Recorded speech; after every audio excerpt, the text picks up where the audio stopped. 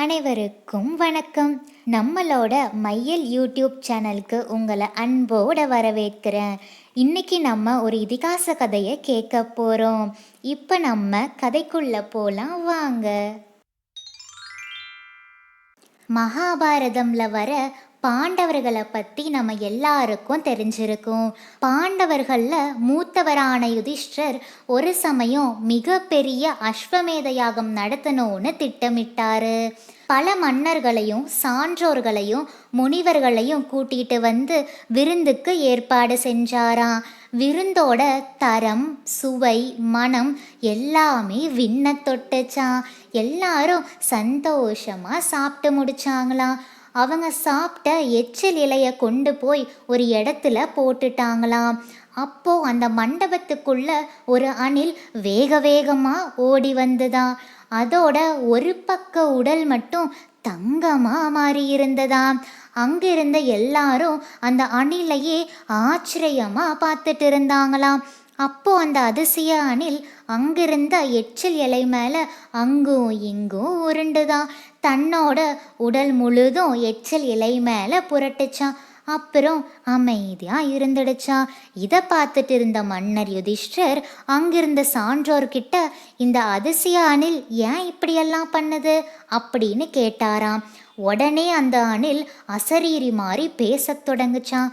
மன்னா, உன்னோட நாட்டோட எல்லையில் ஒரு அந்தனர் தினமும் பிக்ஷை எடுத்து அது வழியாக கிடைக்கிற உணவை தான் குடும்பத்தோடு சாப்பிட்டு வாழ்ந்துட்டு இருக்காரு. ஆனால் ஒரு நாள் அவருக்கு அரிசிக்கு பதிலாக அரிசி மாவு கிடைச்சது. அதை அவர் பக்குவப்படுத்தி தான் குடும்பத்தோடு சாப்பிட்றதுக்கு சந்தோஷமாக உட்கார்ந்தாரு. அப்போது அந்த வழியாக வந்த ஒரு அதிதி பிக்ஷை இடுங்க அப்படின்னு கேட்டாரு. அதிதி அப்படின்னா விருந்தினர் அப்படின்னு சொல்லுவாங்க. அந்த காலத்தில் வழிபோக்கரை கூட விருந்தினராக நினச்சி உபசரிக்கிறது தான் நம்மளோட பண்பாடு. அப்போது அந்த அந்தனர் ஒரு நிமிஷம் கூட யோசிக்காமல் அவங்க வீட்டில் இருந்த உணவை எடுத்து அந்த அதிதிக்கு கொடுத்துட்டாரு. அந்த அதிதியும் பசித்தீர மனநிறைவோடு சாப்பிட்டாரு. அப்போது அவர் சாப்பிடும்போது அந்த மாவோட துகள்கள் அவர் வாயில் இருந்து என் உடம்பு மேலே விழுந்தது. அந்த மாவு துகள்கள் விழுந்த என்னோட ஒரு பக்க உடல் மட்டும் தங்கமாக மாறிடுச்சு.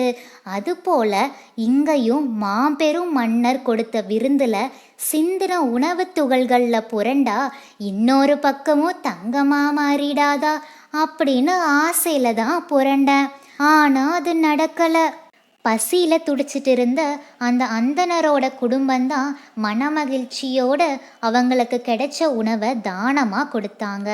இங்கே மாபெரும் யாகம் நடத்தின மன்னன் நீ கொடுத்த விருந்தில் கிடைக்காத அந்த பாக்கியம் அந்த ஏழையோட குடிசையில் எனக்கு கிடைச்சது. எந்த எதிர்பார்ப்பும் இல்லாமல் கொடுக்குற தானம்தான் சிறந்தது, அதுதான் உயர்ந்தது.